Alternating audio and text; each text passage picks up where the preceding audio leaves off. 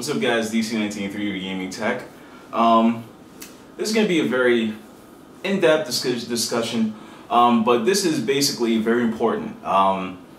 It's basically, do these belong here? Are they worth your dollar? Should they be wiped off the face of the earth? Because according to millions of people, thousands of people, whoever these people are, they feel that these are not important anymore. They feel that these are a waste of money, and because smartphones, this is so much more better because you can do everything on it. Everyone's looking for that one and only device to go to, that final device that does everything. And with your 99-cent games, your $4 to $7 to $10, $14 games, you basically have close to console experience on these. At times.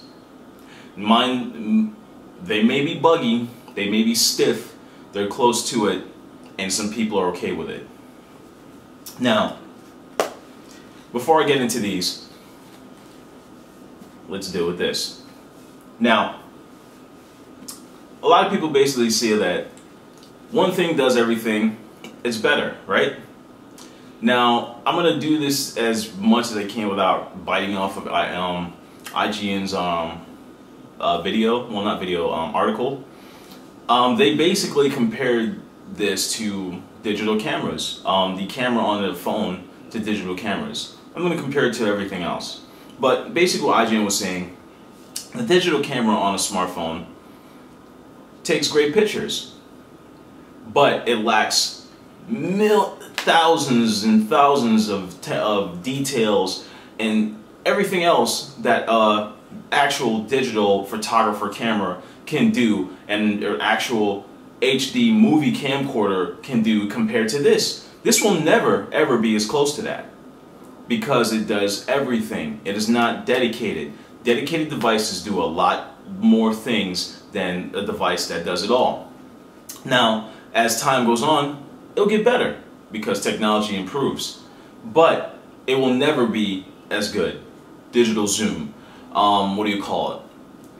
Just the way it is. Texture, picture textual textures and all that other stuff will never be close to what an actual photographer will look for in a digital camera than a smartphone. Never. It will never be better, ever. So all these people that basically say that this does it, this is great. Now mind you, a lot of people pull these out and take pictures. So if this is the to-go device and it sells millions and millions and millions and millions everywhere, and people take thousands of pictures, millions upon billions of pictures, then using an actual digital camera, why do Nikon, Polaroid, everybody, Canon, continue to make cameras? Standalone devices, you know what I'm saying? Than a smartphone. Why? Are these people crazy? Are these people retarded? Are these people just dumb? Instead of buying a smartphone camera, buy a dedicated digital camera device? Are they retarded? No, they're not. Again, there's things that it can and that it can't do. Now, gaming. This thing is very tedious when it comes to gaming. Yes, you can have console-like experiences on it. You can basically play shooters. Shooters feel you feel robbed when you're playing shooters on this. You feel robbed when you're playing RPGs on this. Now, games like Angry Birds and stuff like that feels great. You know, the Labyrinth, that game where you move the little ball around until it drops in the hole. That's what she said. But you feel very robbed. It's all on screen. Now you can buy little attachments and make this into something else. But in the reality, it is still a cell phone. A cell phone doesn't even last you an entire day nowadays because of everything it does. It's not even considered a smartphone to me. I could basically consider this a pocket PDA or a pocket tablet. You could do everything from taxes to hacking to the Pentagon, downloading torrents, running different operating systems on these. you could basically do everything. And sooner or later, they're going to have quad cores in them that make them almost up to speed to what some PCs do. So they only get better and better and better. Only problem is they change every 3 to 6 months. And they're not cheap. 150, 250, sometimes 300, sometimes 500 if you ain't upgrade eligible. Very expensive. Now, again, games feel tedious. When you play a shooter, the phone gets extremely hot. There's no tactical feedback. There's no online infrastructure. Even though GameLoft is going ham on trying to make it live, it still sucks balls. The characters move stiff. Not even a Super Nintendo game has more movement than most of these characters do on these close to console experience. They just look like shoot. You know what I mean? They feel horrible compared to a dedicated handheld devices. And there are millions of people that support this, that support those games, that go ham on Modern Combat 3, that go ham on the wannabe Halo, what is it, Nova, and people go ham on the wannabe, what's it called, Grand Theft Auto, what do you call it, Gangstar, and people go ham on those games, Angry Birds, they even have, what do you call it, a wannabe, World of Warcraft. So, you can do it all on here, but at the same time, when you start gaming on this, your battery life is about 60% gone. So, you're in the middle of playing a game, you're finished, you're about to get a phone call, your phone's extremely hot, 5 minutes into the call, damn, my battery's about to die. You've turned something into a dedicated handheld device, and then when you've used it for what it's supposed to be for, it's dead. So, onto the Vita and the 3DS. They're dedicated handheld devices. They do features like cell phones nowadays. They have online, they have their internet, they have Wi-Fi. They have all these features that you can go on there. They have Netflix, they have, they're gonna have Skype, they're gonna have cross game chat and all this other stuff. But at the same time, you can do a lot more with this. You get 6 hours of battery life or more, depending on what you add to them, on these than you will get on a phone. And it is all that it's for. Gaming feels different. Tactical feedback feels better. Visuals are always better because that is what it's for. It is dedicated. Character movement is much better.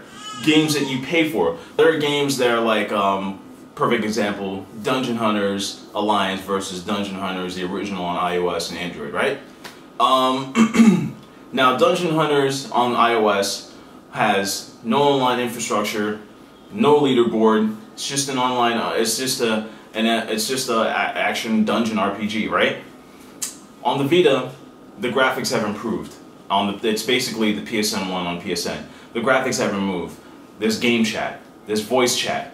There's you know what I mean? There's friend invitations. There's leaderboards. The graphics have improved tremendously.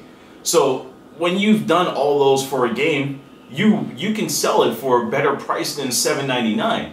Am I justifying it? No, but you can't expect them to sell you a game for $7.99 with improved and added on features. Updates, trophies, continuous updates, add-ons. You know what I mean? When you had that on Android, you weren't getting that.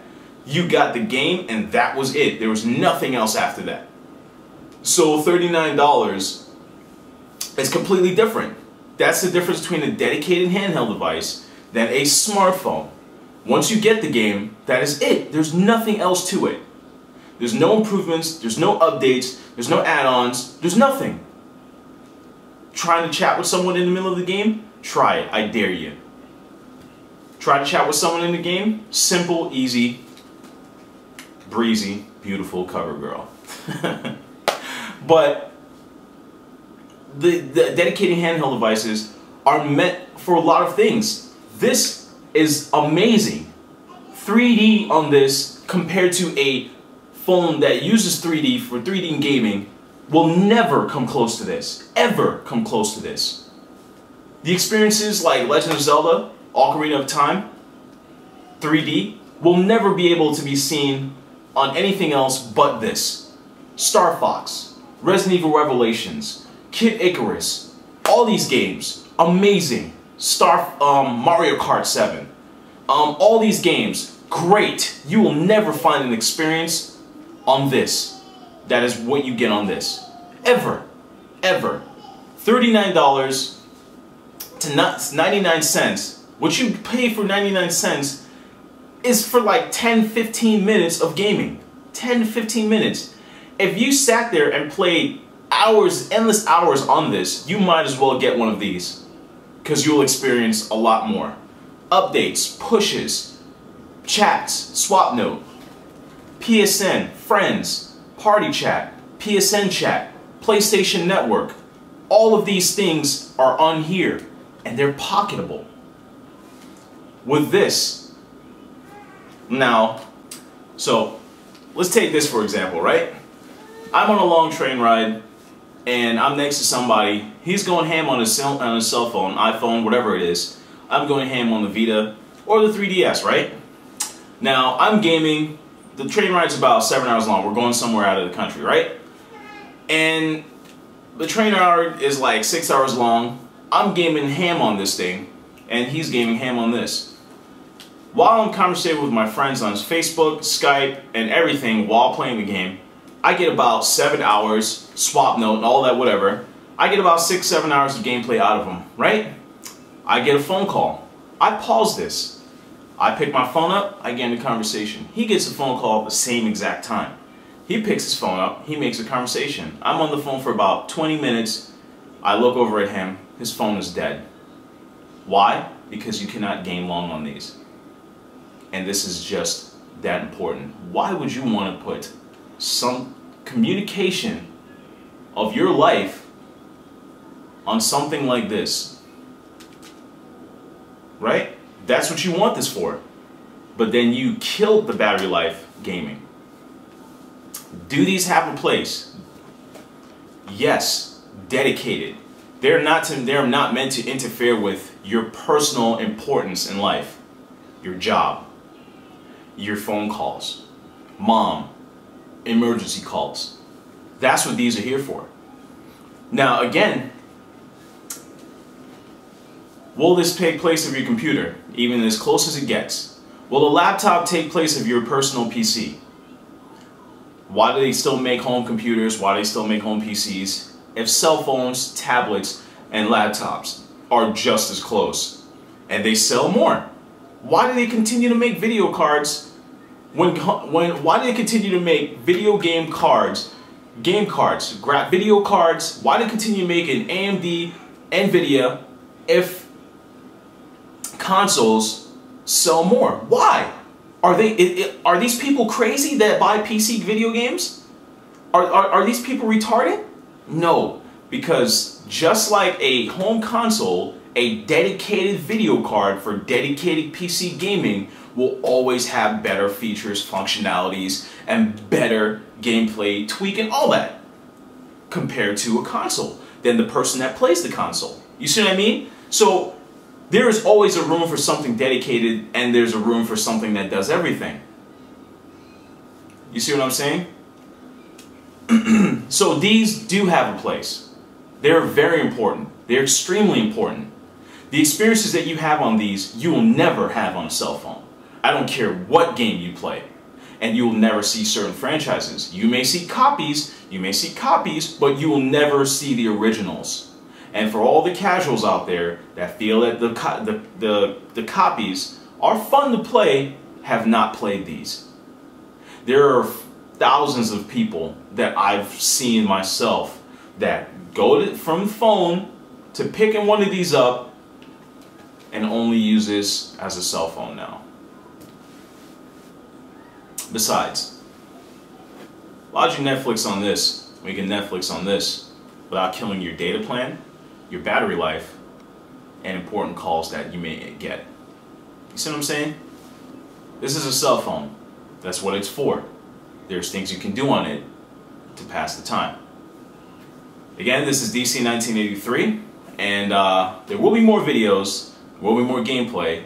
Review of Resident Evil. No, I don't even think I'm doing a review on Resident Evil Revelations. All I can say is the game's freaking dope. That's it. 10, 10, 10. 10. 10, 10, 10, 10, 10. Same thing with Metal Gear Solid Snake Eater on the 3DS. 10.